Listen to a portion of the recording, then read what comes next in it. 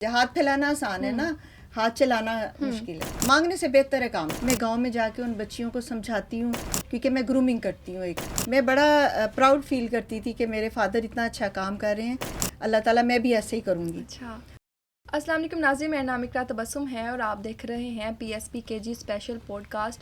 नाज़रीन, हमारे मुआशरे में बहुत ज़रूरत है कि उसको सर्व किया जाए डिफरेंट डोमेन्स के साथ। और अगर बात की जाए सोशल वर्क की, तो हमारी जो ख़वातीन हैं वो हमेशा जो है वो मर्दों के शाना बशाना काम करती रही हैं, बल्कि बहुत सारी डोमेन्स में वो आगे आगे रही हैं, मर्दों से भी ज़्यादा।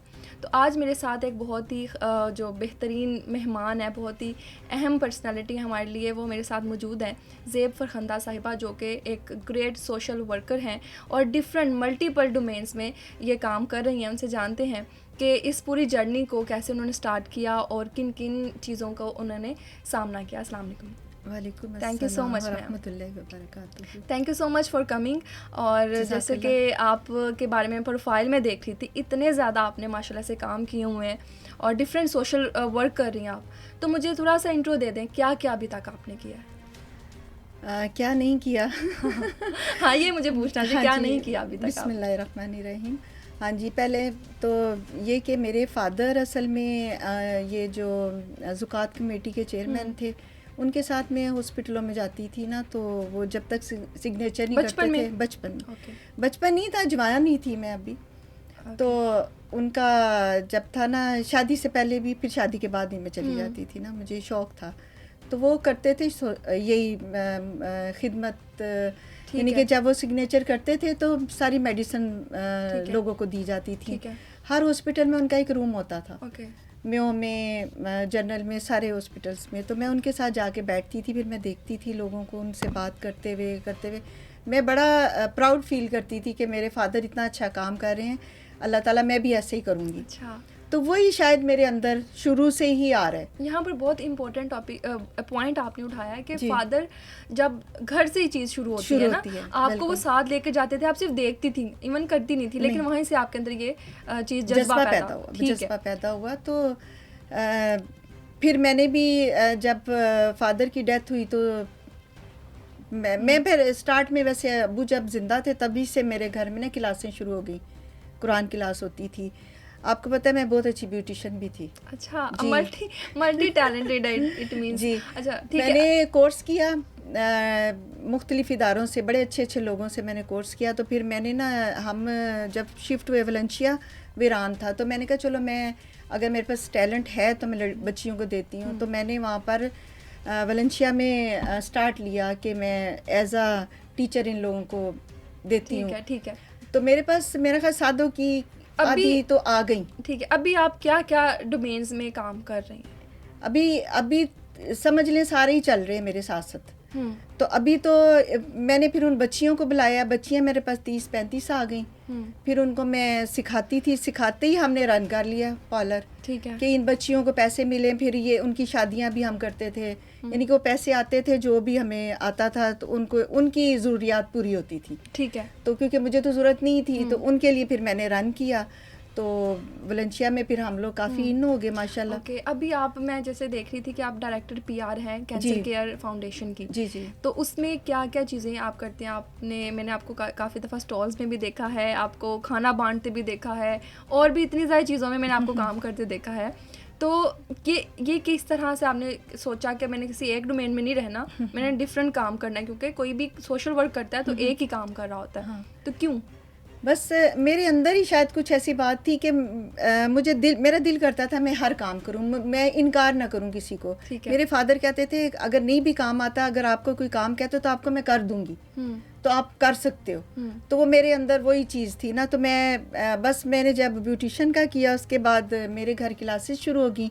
फिर मुझे डॉक्टर फ़ायज़ा मिली, उन्होंने कहा कि इस तरह हॉस्पिटल आना है। अब मैं जब हॉस्पिटल का करने लगी हूँ, और मैं फंड रेजिंग करती हूँ असल में। सबसे मुश्किल काम, ठीक है, मांगना। बहुत मुश्किल से बंदा फंड रेजिंग किस लिए? मरीजों के लिए, लब्बई कैंसर केयर फाउंडेशन के लिए। फिर मैं फंड रेजिंग में आई ना इधर, इनके साथ मुझे 6-7 साल हो गए। और फिर मैंने इन्हें कहा इस तरह तो फंड इकट्ठा नहीं होता। फिर हमने एग्जीबिशन स्टार्ट की, मुझे ये हॉस्पिटल मिला, हॉस्पिटल में मैंने काम करना शुरू किया। उसके बाद फिर मैंने ये जो होता है क्या कहते हैं गुस्ल के तरीके और कफन के तरीके ही मैंने सीखे बड़े शौक से। फिर हम गुस्ल भी करते हैं जाके, टीम बनाई। और फिर उसके बाद मैंने ये ग्रुप भी है मेरा रिश्तों का, अच्छा। पाकीज़ा जोड़े। अच्छा, ठीक है। तो वो हमारा बड़ा अच्छा चल रहा है। उसमें हर तरह से मुल्क का हर कोने कोने अच्छा, का इंटरनेशनल लेवल जी पे। जी बिल्कुल सही है। और इसके अलावा जो फंड रेजिंग आप करती हैं उसमें वो क्या क्या चीज़ें हैं? उसमें ये है कि हम लोग हमारे पास 150 स्टॉल्स आ जाते हैं और फिर उनकी हमने एक रखा हुआ है कि फ़ी स्टॉल इतना रेंज तक सस्ते रखे हुए हैं। मुझे ये बताएं, एज अ सोशल वर्कर आपने क्या ऑब्जर्व किया है, कितने लोग हैं एज अ सोशल वर्क काम कर रहे हैं, कितना मुआशरे को ज़रूरत है मज़ीद?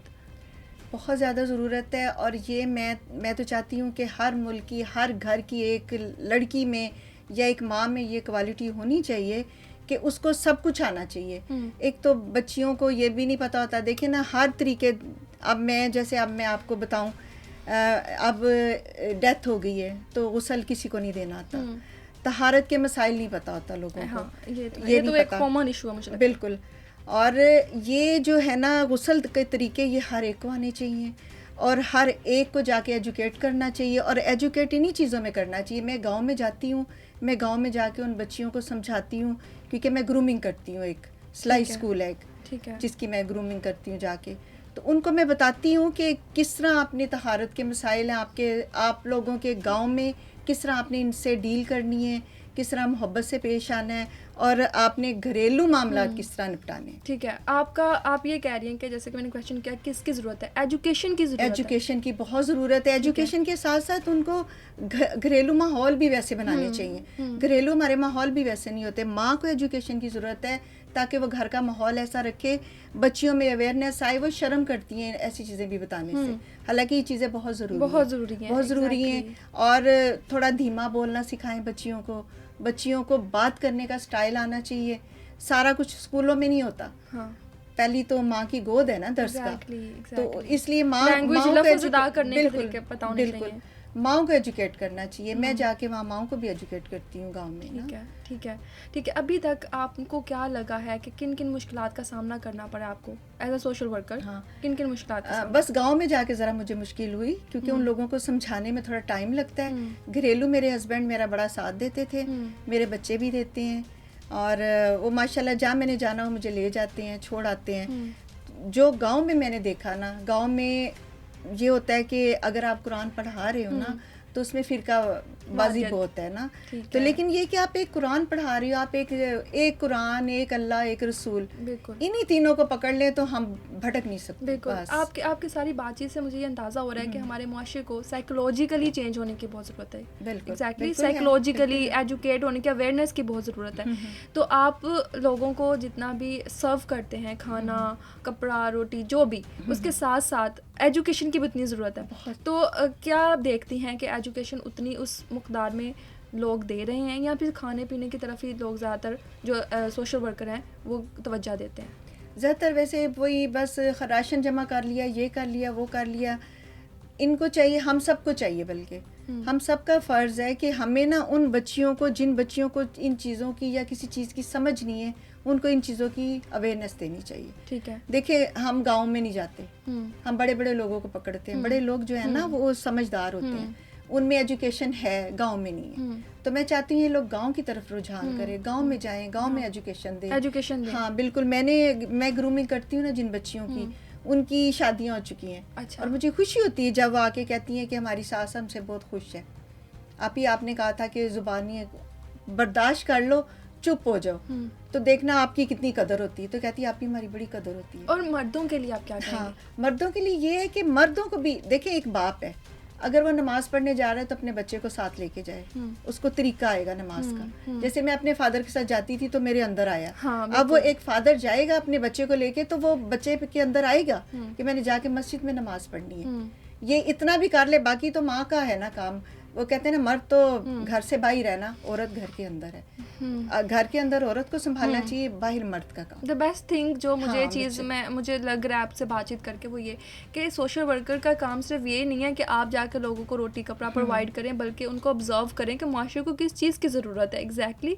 और दूसरा ये कि उनको चीज़ें प्रोवाइड करने से ज़्यादा बेहतर है कि उनको इस काबिल बनाया जाए साइकोलॉजिकली और बाकी भी। आप क्या समझते हैं इस चीज़ को? बिल्कुल बनाना चाहिए। देखिए हम लोगों ने वो सिलाई स्कूल खोला, हम उनको एजुकेट कर रहे हैं कि आप सिलाई सीखें और अपना घर चलाएं। जैसे मैं वो एग्जीबिशन में आती हैं, उनको हम पैसे देते हैं, वो घरेलू पैमाने पे वो बना रही हैं। जैसे ड्राई ये जो होता है समोसे हो गए, अच्छा। ये चीज़ें बनाती हैं, फ्रोजन बनाती हैं। अब वो उनके कारोबार चमक रहे हैं। अच्छा। कुछ कपड़े सी रही हैं, कुछ ने ब्यूटिशियन का कर लिया कोर्स। तो इस तरह एजुकेट करें ना, ताकि वो मांगने से बेहतर है काम करें, उनको हुनर सिखाएं। सेल्फ रिस्पेक्ट जो है ना उनके लिए बहुत जरूरी है। एग्जैक्टली। अच्छा, आपने क्या अभी तक ऑब्जर्व किया है कि लोग सीखना चाहते हैं, लोग कुछ करना चाहते हैं, या वो डिपेंड रहना चाहते हैं कि जो भी उनको मिल रहा है या मतलब आराम से वो उनको मिल जाए? जैसे कि आजकल देखती हूँ मैं, बहुत ज़्यादा मांगने वाले हैं, बहुत ज़्यादा। तो क्या आपको क्या लगा अभी तक? मुझे लगता है ज़्यादातर मांगने वाले होते हैं, डिपेंड कर जाते हैं। फिर उनको समझाना पड़ता है कि अगर तुम्हारी बाजी मैं बेवा, मुझे ये दे दें। मैंने कहा तुम्हारे कितने बच्चे हैं, उनको लेके उनको सिखाते हैं कुछ। फिर उनको सिलाई सिखाई, उनको समझाया, उन बच्चियों को समझ आ जाती है, फिर वो होती हैं। लेकिन डिपेंड, आपकी बात बिल्कुल ठीक है, डिपेंड करते हैं कि हमें फ्री में मिल जाए, आसानी में मिल जाए। हाथ फैलाना आसान है ना, हाथ चलाना मुश्किल है। ठीक है। तो अभी आप क्या समझते हैं, अभी तक जितना भी आपने काम किया, इतने सालों से कर रही हैं, क्या समझते हैं आगे फ्यूचर में क्या करना चाहिए, क्या इम्प्रूवमेंट लानी चाहिए सोसाइटी में? सोसाइटी में यही जो मैंने बताया ना कि इन लोगों को एजुकेट करना चाहिए हमें इन लोगों को समझाना चाहिए। हम जब एग्जीबिशन करते हैं, हम माइक पे जाके हम इन लोगों को अप्रिशिएट करते हैं। फिर इन लोगों को हम माइक पे बुलाते हैं, स्टेज पे बुला के इनकी चीज़ों का बताते हैं कि आपने क्या ब्रांड बनाया है, आपने किस तरह बनाया, ताकि उनकी हौसला अफजाई हो, फिर वो आगे बढ़ती हैं। ठीक है, हम ये कोशिश कर रहे हैं। ठीक है। तो मैं चाहती हूँ कि मेरे साथ सब लोग इसी तरह ही कोशिश करें। ठीक है, तो फिर ज़्यादा से ज़्यादा एक पैगाम भी देते जाए। हाँ, पैगाम मेरा यही होगा कि जो काम आप समझते ना आपको ये काम नहीं आता, लेकिन आप कर सकते हो। वो मेरे अब्बू कहते थे कि उसके सर पे सींग नहीं है कि वो फर्स्ट आया, तुम भी आ सकती हो, तो कोशिश तुम भी करो। तो आप लोग कोशिश करें, आप लोग किसी काम में ना मत करें। बच्चों से मेरी यही नसीहत है कि ना मत करें, जो काम माँ बाप कहते हैं फ़ौरन करें। आपको उसमें ज़्यादा आगे बढ़ने के तजर्बे भी आएंगे और आगे भी बढ़ेंगे आप लोग। अल्लाह ताला खुद ही रास्ते खोलते हैं ना अच्छे कामों के लिए। Thank you so much ma'am. आपने इतनी इम्पोर्टेंट जो है वो हमें बातें बताई हैं। मुआशरे को बनाने के लिए, मुआशरे को कंटिन्यू करने के लिए विद द बैलेंस हमें किन किन चीज़ों की ज़रूरत है, स्पेशली एजुकेशन अवेयरनेस की ज़रूरत है, जो कि बहुत कम है जो लोग जो इसको सीखना चाहते हैं और इसको प्रोवाइड करते हैं। तो हमें ज़्यादा से ज़्यादा कंट्रीब्यूट करना चाहिए। और इसी के साथ जो है मुझे दीजिए इजाज़त। अल्लाह हाफ़िज़।